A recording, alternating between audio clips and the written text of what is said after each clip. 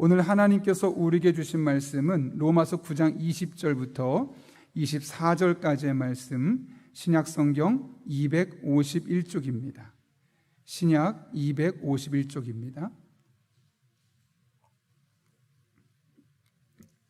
로마서 9장 20절부터 24절까지 말씀, 짧습니다. 그래서 한 목소리로 우리 함께 하나님 말씀을 봉독하겠습니다. 이 사람아, 내가 누구이기에 감히 하나님께 반문하느냐? 지음을 받은 물건이 지은 자에게 어찌 나를 이같이 만들었느냐 말하겠느냐? 토기장이가 진흙 한 덩이로 하나는 귀 쓸 그릇을, 하나는 천이 쓸 그릇을 만들 권한이 없느냐? 만일 하나님이 그의 진노를 보이시고 그의 능력을 알게 하고자 하사 멸하기로 준비된 진노의 그릇을 오래 참으심으로 관용하시고, 또한 영광받기로 예비하신 바 긍휼의 그릇에 대하여 그 영광의 풍성함을 알게 하고자 하셨을지라도 무슨 말 하리요? 이 그릇은 우리니 곧 유대인 중에서뿐 아니라 이방인 중에서도 부르신 자니라. 아멘. 제가 기도하고 하나님 말씀 함께 나누겠습니다. 거룩하신 아버지 하나님, 이 수요일 저녁에 우리를 불러주시고 함께 예배케 하신 은혜 진심으로 감사를 드립니다. 가장 피곤할 수 있는 이 시간, 좀 어려운 내용을 듣지만 우리의 마음의 문을 열어주시고 오늘 주시는 말씀이 우리의 신비에 새겨지고 우리의 삶의 자양분이 되어지는 복된 말씀 되게 하여 주옵소서. 오늘도 우리 한 사람 한 사람 가운데 성령으로 충만케 하시고 하나님의 임재를 경험하는 수요 기도의 시간 되게 하여 주옵소서. 예수님의 이름으로 기도하옵나이다. 아멘. 우리 한번 앞뒤 좌우에 있는 분에게, 제가 아까 잠깐 예배 전에 봤더니 영상을 한 20명 정도가 지금 보고 계시더라고요. 그러니까 우리 영상에 계신 분들, 집에서 하고 계신 분들도 우리 보면서 인사했으면 좋겠고, 또 옆에 계신 분에게 이렇게 한번 인사하겠습니다. 보고 싶었어요. 이렇게 한번 인사해 보겠습니다. 참고로 옆에 없으면 앞뒤 하셔도 좋습니다. 예. 혹시 제가 신학을 시작하고 나서요, 저는 조직신학을 가장 좋아했습니다. 조직신학을 영어로 시스템, theology, 그래서 시스템, 조직이란 말이 그 안에 들어가는데, 말 그대로 이 학문들을, 성경에 있는 내용들을 시스템처럼 만들어 놓은 것을 이 조직신학이라고 합니다. 그래서 하나님에 대한 신론, 또 인간에 대한 인간론, 우리 영혼의 구원에 대한 구원론, 그래서 어떤 데는 구원론에 성령론을 포함시키기도 하고 따로 떼어놓기도 하고, 그 다음에 교회론, 종말론, 크게 이렇게 조직신학을 나누게 되는데요. 저는 사실 구약학도 좋아하고 신약학도 아주 좋아했고, 실제로 저희 집에 가장 많은 책은 구약학과 신약학에 관한 책입니다. 그럼에도 불구하고 조직신학을 좋아했던 이유는 그동안 제가 신앙생활하고 설교를 들으면서 모호했던 내용들, 예를 들면 어떤 때는 기도에 대해서 말할 때도 기도하면 하나님이 응답해 주신다고 말씀하시는데 어떤 때는 기도해도 응답하지 않는다고 말하고, 이렇게 좀 설교할 때마다 그 본문을 중심으로 설교하다 보니까 어떤 때는 A라고 말하고 B라고 말하고, 이게 정리가 안 되고 너무 혼란스러웠습니다. 근데 조직신학을 공부하다 보니까 이게 다 정리가 되는 겁니다. 예를 들면 하나님의 사랑을 이야기하려면 신약과 구약에서 하나님의 사랑을 다 성경 구절을 가지고 와서 그것을 다 맞춰보고 하나님의 사랑은 이런 것이다 라고 정리하는 것이죠. 그러니까 기도도 그렇게 하다 보니까 하나씩 저의 신앙적인 궁금증들이 해결되어 가는 것을 경험했기 때문에 제가 신학을 공부하면서 조직신학을 가장 좋아했었습니다. 그런데 제가 조직신학을 공부하면서도 가장 이해하기 힘들었고 마음으로 받아들이기 힘들었고, 제가 목회자가 되고 나서도 강의하기 가장 힘들었던 것이 어디에 있느냐? 오늘 할 부분입니다. 하나님의 선택하심. 선택에 관한 교리라고 부르고, 깔뱅이에 의하면, 또 예전에 우리는 일반적으로 설교에 많이 들었을 때 이중예정론이라는 이야기를 많이 들었을 겁니다. 구체적인 내용을 우리가 지금부터 잠깐 살펴보려고 하는데요. 최대한 간단하게 제가 여러분이 언급하고 좀 중요한 부분들에 대해만 설명해 가도록 하겠습니다. 하나님께서 우리를 선택하셨다라고 말할 때는 크게 세 가지 질문을 한번 해보려고 합니다. 첫 번째는 도대체 선택이란 말은 무엇이냐? 하나님 우리를 선택했다는 것은 도대체 무엇을 의미하느냐?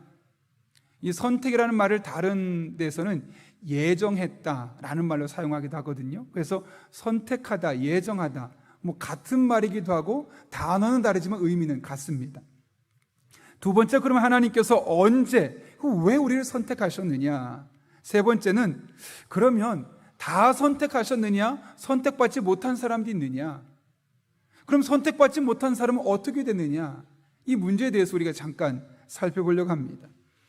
이에 대해서 살펴보려면 2번 구원의 서정이라고 되어 있는데요, 우리가 어떻게 하나님의 선택을 받아서 이 세상을 떠나서 영화롭게 되는 데까지의 과정을 보통 10개로 신학적으로 정리합니다.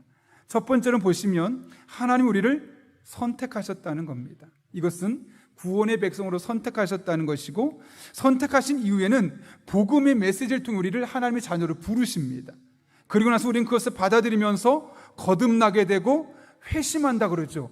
돌이키고 새로운 마음을 먹는 겁니다. 그리고 나면 우리를 의롭다고 칭해 주시고, 그 다음 우리를 양자로 삼아 주셔서 그 다음 우리는 성화, 거룩한 하나님의 백성들로 변화되어 가는 과정 중에 있고, 그것이 우리의 힘으로 되기 어렵기 때문에 하나님 우리를 견인해 주신다는 겁니다. 끝까지 그리스도인으로 남아있을 수 있도록, 중간에 믿음을 포기하지 않고 우리가 끝까지 천국 백성으로 남아있을 수 있도록 견인해 주신다는 것이죠.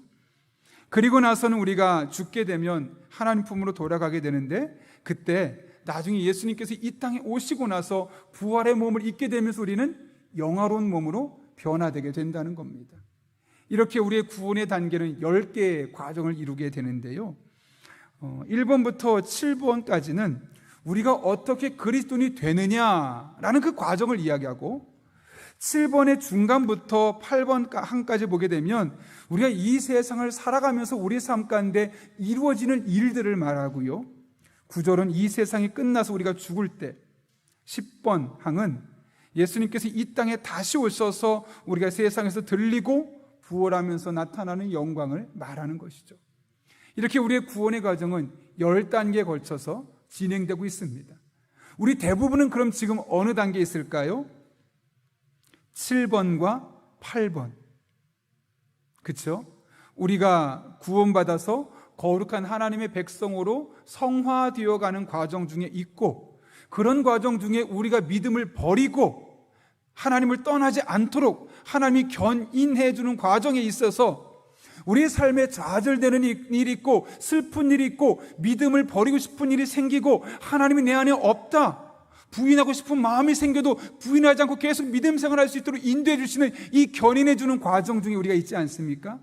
이 7번과 8번의 과정 중에 현재 우리가 놓여 있다는 것을 우리가 기억하면 되겠습니다.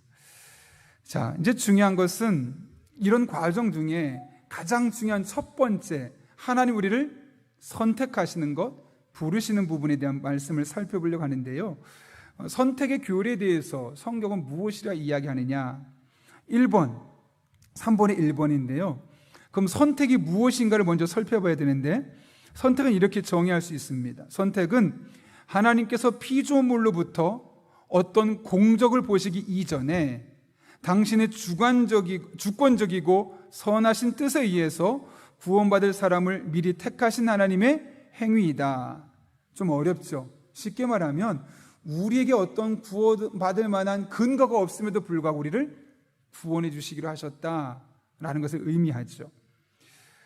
그런데 이 선택을 말하면서 꼭 함께 따라오는 단어가 뭐냐면 유기입니다. 여러분, 유기가 뭐죠? 쉽게 표현하면 유기견 들어보셨죠? 강아지 그냥 버려두는 거. 그러니까 하나님께서 선택해서 구원받는 백성이 있으면 버려두는 백성도 있느냐? 이 부분이 항상 따라오게 되었죠. 그리고 이에 대해서 말했을 때 항상 이중 예정이라는 말을 썼습니다.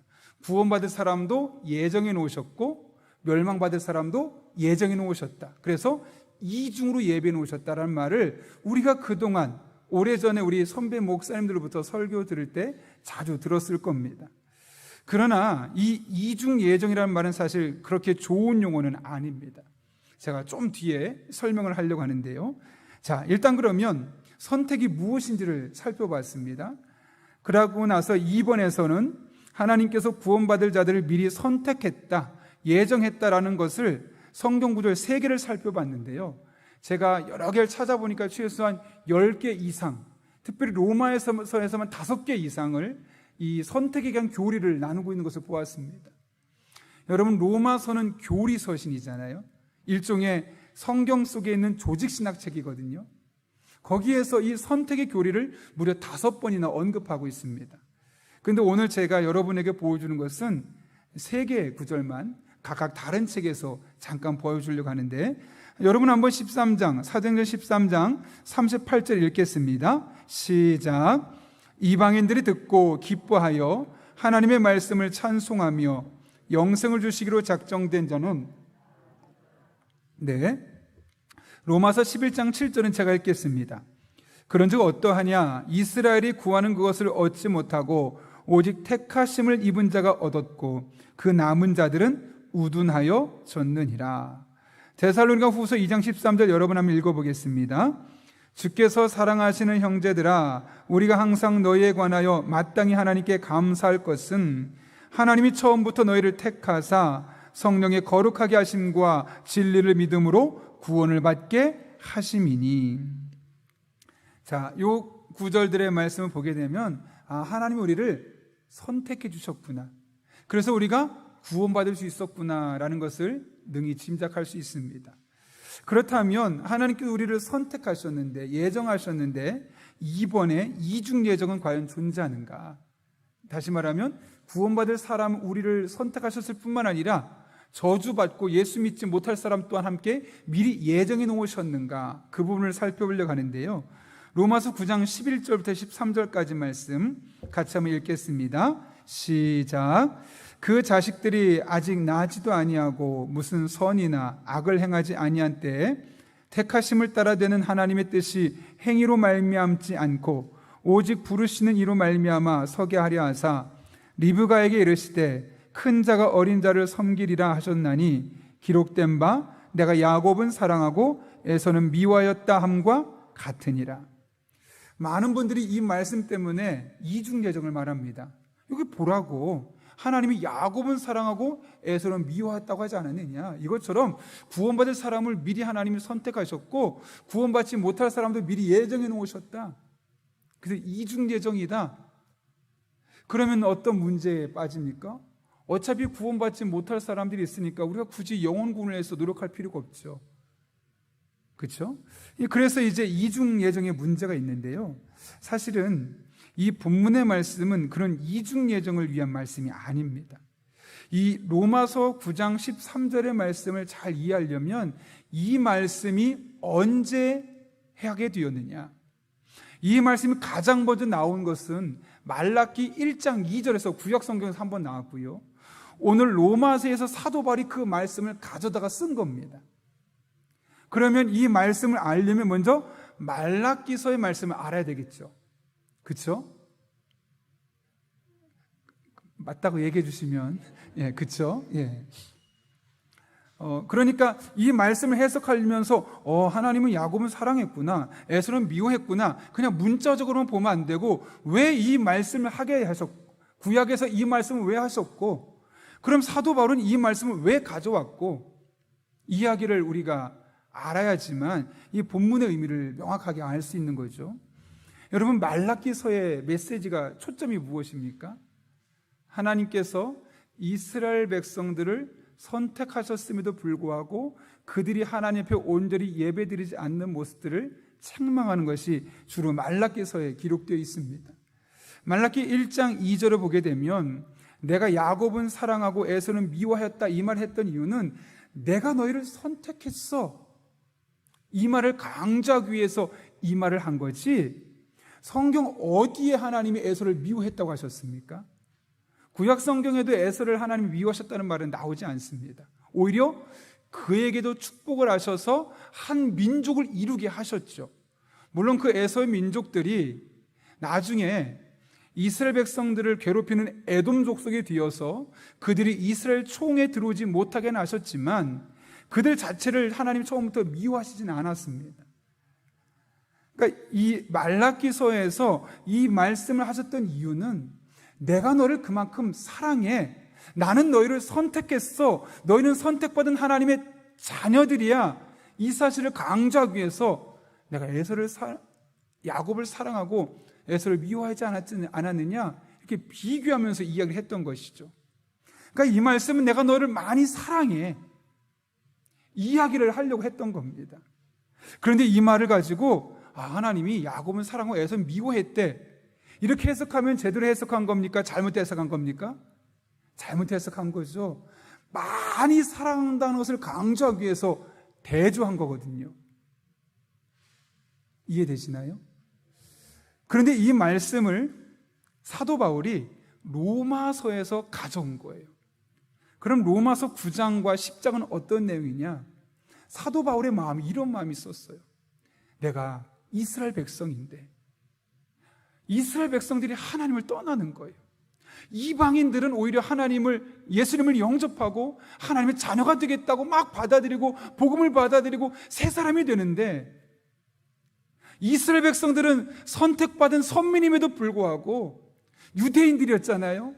오히려 예수님을 거부하고 복음을 받아들이지 않는 거예요.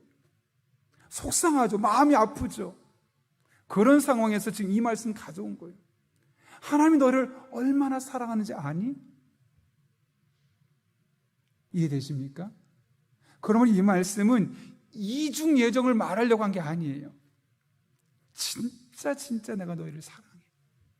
너희가 비록, 로마서의 말씀을 따지면 너희가 비록 지금 유대인으로서 예수님을 거부하고 있고 그런 상황이 있다 할지라도 나는 너희를 너무나 사랑하고 너희를 향한 구원의 계획을 가지고 있어. 이것을 강조하기 위해서 사도 바울이 많은 말씀들이 있지만 그 말라기서에 있는 말씀을 그대로 가져와서 이 로마서 9장 13절에서 쓰고 있는 거예요. 그러니까 이 말씀을 가지고 하나님이 구원받을 사람은 미리 계획해 놓으셨고 구원받지 못할 사람들 미리 계획해 놓으셨다 말하면 잘 해석하는 겁니까? 잘못 해석하는 겁니까? 잘못 해석하는 거예요. 그러니까 이걸 가지고 이중 예정을 이야기하면 안 되는 거 이해하셨습니까? 혹시나 여러분 예전에 그렇게 들으셨다면 죄송하지만 그거 잘못 배운 겁니다. 오늘 이렇게 잘 기억하셨으면 좋겠고요. 중요한 건 그러면 하나님께서는 도대체 그러면 구원받는 사람을 예비하셨으면 구원 못 받는 사람은 어떻게 되는 겁니까? 라는 질문이 생기지 않겠습니까? 안 생기십니까? 그렇잖아요. 자, 그럼 그런 사람들은 왜 구원받지 못하느냐? 베드로전서 2장 8절 말씀 같이 한번 읽겠습니다. 시작. 또한 부딪히는 돌과 걸려 넘어지게 하는 바위가 되었다 하였느니라.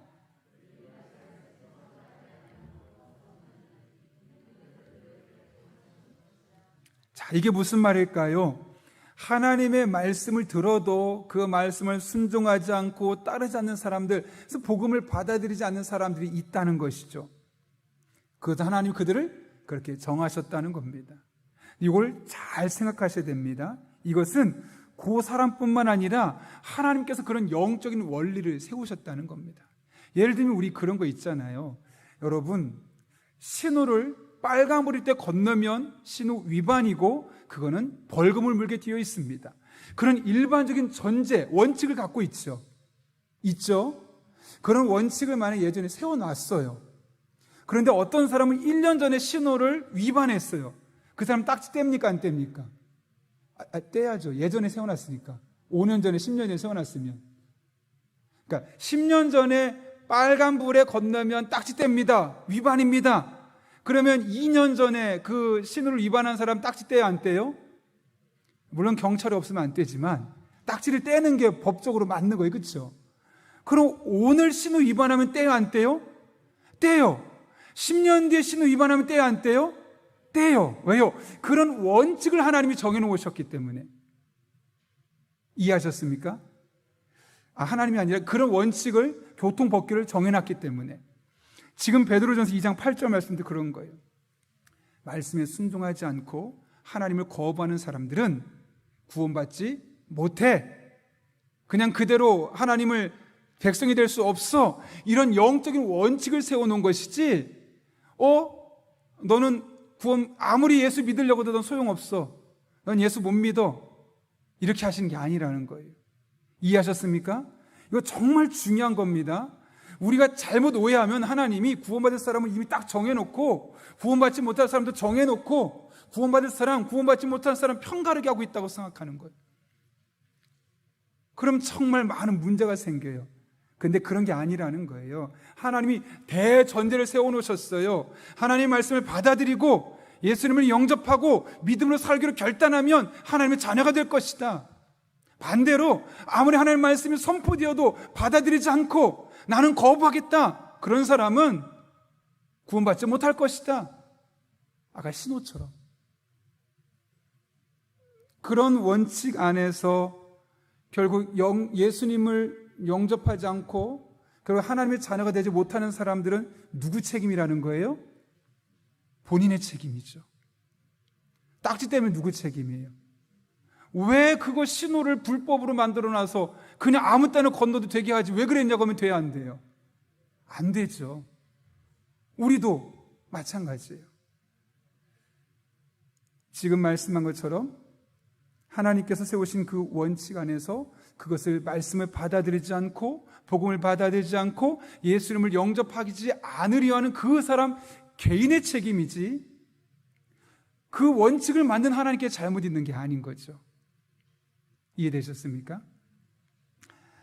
그런 의미에서 우리가 이 이중예정론이 잘못되었다라는 사실, 잘못되었다라기보다는 이중예정론은 요즘 그래서 많은 신학자들은 말하지 않습니다. 과거에 좀 많은 그런 학업이나 공부가 좀 덜 되었을 때는 이중예정론이 정설처럼 여겨졌었지만 오늘날 많은 성경이 더 깊이 연구가 되고 많은 학자들에 의해서 지식들이 쌓여진 상황에서는 이중예정론이 받아들이지 않는다는 사실 여러분이 잘 기억했으면 좋겠고요. 여러분 그렇다면 이런 사실을 기억하면서 하나님께서 우리를 구원하실 때 도대체 근거가 무엇이냐? 디모데후서 1장 9절인데요. 이렇게 기록되어 있습니다. 하나님이 우리를 구원하사 거룩하신 소명으로 부르심은 우리의 행위대로 하심이 아니요 오직 자기의 뜻과 영원 전부터 그리스도 예수 안에서 우리에게 주신 은혜대로 하심이라. 그러니까 우리가 구원받은 것은 어떤 특별한 행위, 여기서 행위라는 것은 본인이 공부를 많이 했다든가 헌금을 많이 했다든가 다른 사람보다 봉사 시간을 많이 했다든가 그런 게 아니라는 거예요. 대학에 들어가려면 성적이 조금 더 좋아야 된다든가 봉사 시간 점수가 더 높아야 된다든가 이런 게 있어야 되잖아요. 구원에는 그런 게 없다는 거예요. 그냥 예수 그리스도 한 분을 믿고 영접하고 받아들이는 것 하나면 다른 어떤 조건과 상관없이 그 사람이 이 세상에서 교회를 위해서 헌금을 얼마나 많이 했든 봉사 시간이 얼마나 더 많든 예수 믿은 연원이 길든 짧든 상관없이 하나님께서 누구나 다 구원받기로 하셨다는 거예요. 구원하시기로. 그래서 이것을 일컬어 신학적인 용어로 무조건적인 은혜, 조건이 없다는 거예요. 이해되셨습니까? 그러니까 여러분은 하나님 앞에 구원받은 것에 대해서 특별한 조건을 없음에도 불구하고 이렇게 하나님을 알게 되었고 예수님을 영접하게 된 것이죠. 자, 그렇다면 왜 하나님께서 선택 교리를 우리에게 성경에 주셨는가? 첫 번째는 위로예요. 여러분 로마서 말씀 보면 이렇게 되어 있죠. 우리가 알거니와 하나님을 사랑하는 자 곧 그때 뜻대로 부르심을 입은 자들에게는 모든 것이 합력하여 선을 이루느니라. 그러니까 하나님의 뜻대로 부르심을 입은 자들 우리를 의미하겠죠. 우리들에게는 모든 것이 합력해 선을 이루신대요. 이게 무슨 말일까요? 또 계속 읽어보면 29절부터 30절까지 말씀 보게 되면 30절 끝에 보게 되면 이렇게 됐습니다. 또한 그들을 미리 정하신 그들을 부르시고 부르신 그들 또한 의롭게 하시고 의롭다 하신 그들을 또한 영화롭게 하셨느니라. 잘 보시겠습니다. 지금 우리의 삶은 꼬여있는 문제들이 있어요. 내가 원하는 대로 노력했음에도 불구하고 뭔가 풀리지 않는 문제들이 있어요. 불편하게 하는 것들이 있어요. 그러나 궁극적으로 하나님은 어떻게 하신다는 겁니까? 합력해서 선을 이루신다는 거예요. 그러니 여러분, 이 하나님의 뜻대로 부르심을 입은 이 선택받은 자들에게 주신 이 선택의 의를 들으면서 우리 마음에 얼마나 큰 위로가 있습니까? 지금은 비록 너무나 절망적이라 할지라도 그래, 하나님이 마침내 합력해 선을 이루실 거야. 최선의 길로 나의 삶을 인도해 주실 거야. 이 마음이 있으니까 그래도 마음에 조그만 위로가 생기는 것 아니겠습니까? 언젠가 제가 잠깐 얘기했지만 저희 아버지 어머니께서 예전만 해도 저희 형님 때문에 많은 걱정을 하셨었습니다. 왜냐하면 장애가 있다 보니까 저희 형님은 또 중복장애가 있잖아요. 시각장애와 좀 지체장애 약간 섞여 있어서 중복장애가 있는데, 중복장애가 있으니까 홀로 미래를 살아갈게 생각하니까 너무 마음이 아프신 거예요. 그래서 옛날에는 형이 조금만 실수하면 막 화를 내셨어요. 왜냐하면 너 이렇게 해서 못 살아, 이거죠. 그러니까 화를 내서, 혼을 내서라도 조금 더 정신 차리게, 그나마 여러 가지 장애가 있지만 그 상황에서도 조금 더 정신 차려서 그래도 홀로 살아갈 수 있게끔 하려고 얼마나 노력했는지 몰라요. 어느 날부터는 안 그러셔요. 물론 형님이 살 수 있도록 최소한의 것들을 지금 계속 준비하고 계시죠. 살 조그만 집이라도 어떻게 마련하려고 시골에 준비하고 계시고, 몇 년이라도 더 살 수 있도록 이 생활비까지 좀 마련하려고 노력하고 계시긴 하죠. 근데 그것 말고 옛날처럼 그러지 않아요. 우리 마음이 많이 내려놓으셨어요. 그 이유는 하나님이 합력해 선을 이루실 것을 알기 때문에 그래요. 물론 하나님이 이렇게 하겠다라고 말씀하진 않으세요. 그러니까 명확하게 몰라요. 근데 하나 분명한 사실이 있어요. 적어도 하나님은, 실수하지 않는 하나님은, 나의 아버지 되신 하나님은 이 사건 또한, 이 상황 또한 어떻게든 합력해 선을 이루실 것이다. 만약 그런 믿음이 없었다면 지금도 막 화를 낼 거예요. 그렇게 살면 안 된다고 막 채찍질도 하고 매일도 공부시키고 어떻게 하든 막 혼자 살 수 있게끔 막 만들려고 할 거예요. 예전엔 그러셨어요. 아들인, 막내 아들인 제가 보기에도 무안할 정도로 너무 자주 화를 내셨어요. 미워서가 아니라 속상해서. 근데 요즘은 어느 순간부터 안 그러시더라고요. 왜 그러냐? 하나님이 지켜주실 거니까, 하나님이 보호해 주실 거니까, 하나님이 어떻게든 책임져 주실 거니까, 내가 발버둥 친다고 되는 게 아니잖아요.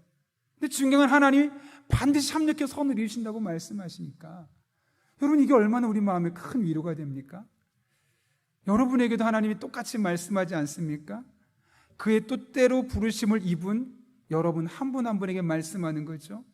모든 걸 합력해 선을 이루신다. 아멘이십니까? 그럼 우리의 삶이 달라질 수밖에 없는 거예요. 내가 원하는 대로 풀리지 않아도 안달할 필요가 없는 거예요.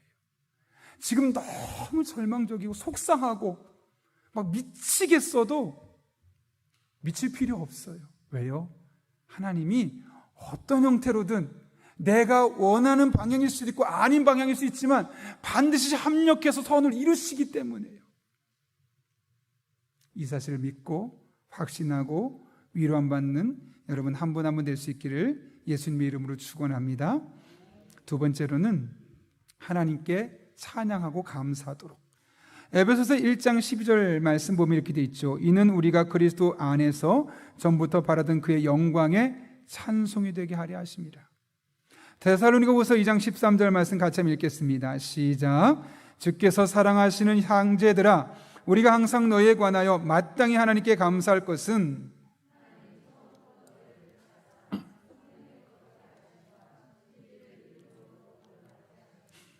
아멘.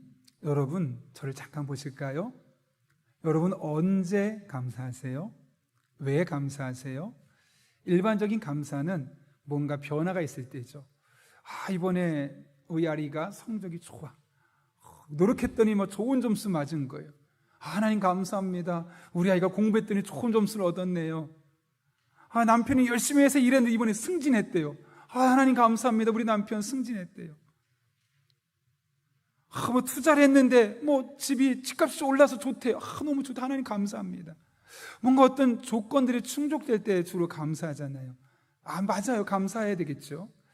근데 하나님은 먼저 우리에게 그런 것들 또한 감사 요건이지만 원초적인 감사가 있다는 거죠. 그 원초적인 감사가 어디에 있습니까? 데살로니가후서 2장 13절 말씀, 마땅히 감사할 게 있다는 거예요. 하나님께. 그게 뭐예요? 우리를 구원받게 하신 거. 그러니까 여러분, 다른 말로 하면 여러분이 자녀가 아무리 좋은 대학 가고 명문대 나와서 대기업에 가고 큰 집에 살고 연봉 막 1억 돼요. 구원받지 못했어요. 감사해요?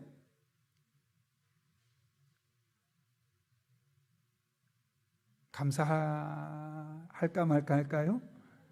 감사하기도 하고 안 하기도 하지만 가장 큰 감사가 뭘까요? 그거 연봉 2천, 3천 정말 쉽지 않지만 그 정도 받아도 구원받아서 하나님 앞에 행복을 말하고 하나님만 공급해 줄 수 있는 은혜를 마음에 담고 그거 가지고 오손도손 살아가고 믿음 생활 해나가는 것, 사실 그게 더 감사할 제목 아니겠습니까? 물론 거기에서 또 노력한 만큼 또 월급도 올라가고 노력한 만큼 성적도 좋아지고 노력한 만큼 부부관계도 좋아지고 수고한 만큼 땀 흘린 만큼 내가 투자한 만큼 성과가 나타나면 더 큰 감사가 있겠죠. 그러나 원초적인 감사가 어디서부터 있어야 되겠느냐? 다 없어도, 하박국처럼 없어도 나의 구원의 하나님으로 말미암아 기뻐하겠다고 하잖아요. 오늘 그런 거예요. 사실 여러분, 하나님 우리를 선택하시고 구원하셨다는 것이 우리의 감사의 가장 첫 번째 요인이 되어야 되는 거예요. 다른 말로 하면 우리는 감사가 끊어지면 돼야 한대요? 안 되는 거예요. 몸이 아파도 감사할 수 있어요. 경제적으로 죄송하지만 폭 망해도, 집을 사는데 집값이 뚝 떨어져도 집을 살 수 있음에 감사하죠. 그렇죠? 집도 없는 사람이 얼마나 많습니까? 다양한 이유들 인해서 안 되고 꼬이고 해도 감사할 수 있어요. 왜요? 우리를 구원하신 것만으로도 우리는 감사해야 되니까요. 그러니까 우리는 늘 감사해야 돼요. 그렇죠? 네. 그 다음에 세 번째로 하나님께서 선택의 기회를 통해 우리에게 하시고자 하는 말씀은 뭐냐면 복음을 전파하라는 거예요. 사도 바울은 이렇게 말했어요. 그러므로 내가 택함 받은 자들을 위하여 그 모든 것을 참음은. 사도 바울의 마음에 화를 내고 싶기도 했고 사도 바울의 마음에 한마디 해주고 싶었지만 꼭 참았어요. 내가 이래서 저 사람 구원 못 받으면 어떡하지? 꼭 참았다는 거예요. 그러니까 사도 바울의 관심은 너무나 선명해요. 영혼의 구원이에요. 저 사람의 구원을 위해서라면 내 감정이 복받쳐오르고 내가 화가 나고 한마디 탁 쏴주고 싶고 그냥 영혼이 등지고 원수되고 싶어도 아니야. 오히려 내가 반대로 하면 저 사람이 구원받을 수 있다면 참아야지 했다는 거죠. 사실은 택함 받은 자들이 구원받은 데 있어서 사도 바울이 참았다. 우리 또한 마찬가지 아니겠습니까? 우리는 사실 누가 구원받을지 누가 예수님 믿을지 몰라요. 그러니까 복음을 계속 전해야 되겠죠. 그 사람들이 받아들이든 안 받아들이든 그것은 그들의 몫이고요. 그럼에도 불구하고 우리는 그 복음을 전하는 과정 중에 다양한 요소들 인해서 때론 그게 가족이 될 수 있고 친구가 될 수 있고 나와 전혀 상관없는 사람이 되었을 때 다양한 일들이 생길 거예요. 복음을 위해서 참을 수 있을 때 선택된 자, 택함 받은 자들을 구원할 수 있게 되는 것, 이 복음을 전하기 위해서도 우리에게 이 선택의 교리가 중요하다는 것, 마지막 이것만 하고 우리 함께 찬송하고 기도하겠는데요. 그럼 하나님이 선택한 것에 대해서 우리가 어떤 마음의 태도를 가져야 되느냐? 에베소서 1장 15절 말씀 같이 읽겠습니다. 시작. 그 기쁘신 뜻대로 우리를 예정하사.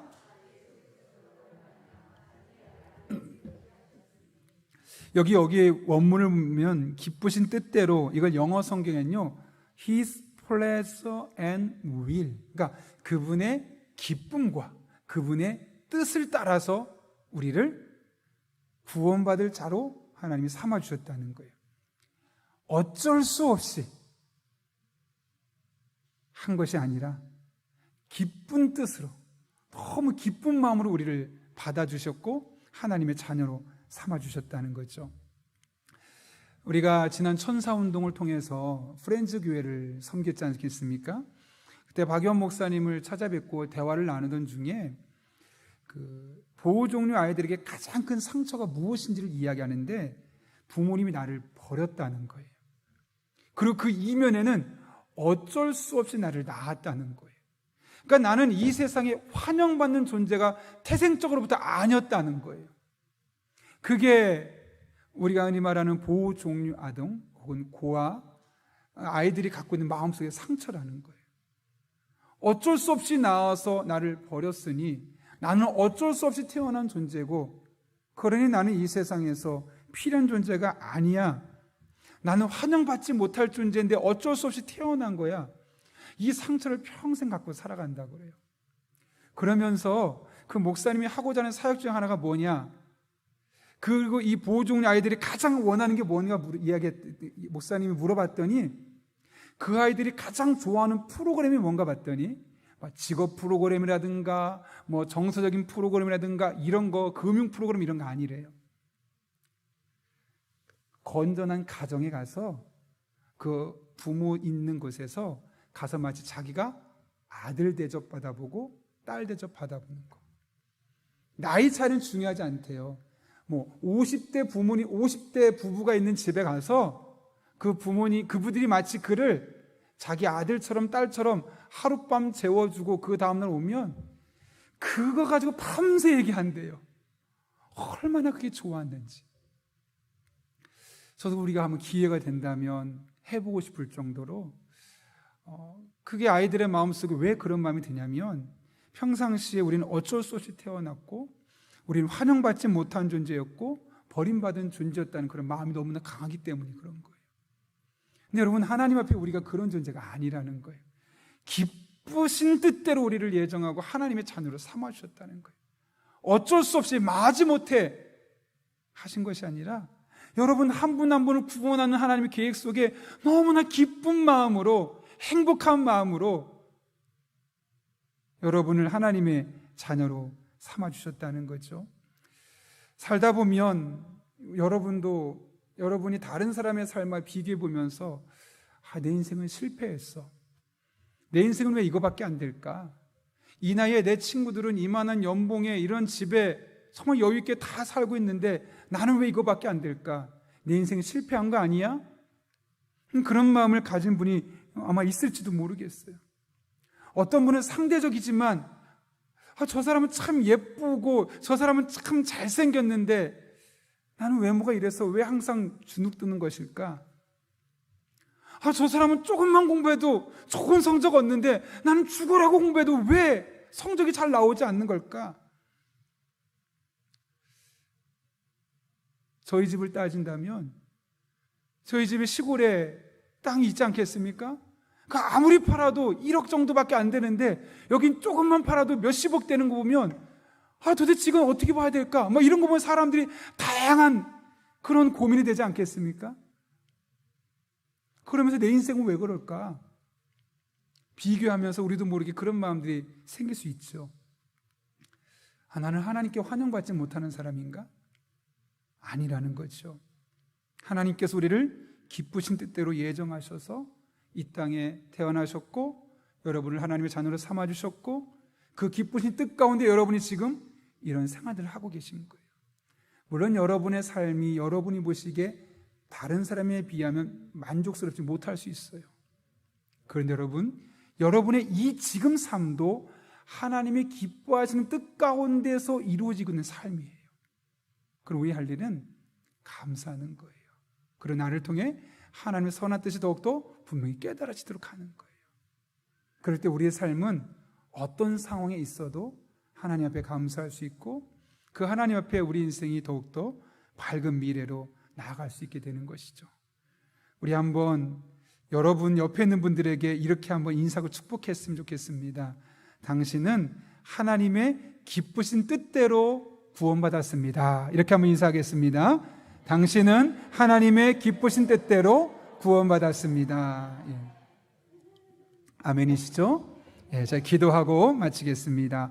거룩하신 아버지 하나님, 오늘도 불러주셔서 하나님께서 우리를 선택하심이 얼마나 귀하고 복된 것인지를 알게 하시는 애 진심으로 감사를 드립니다.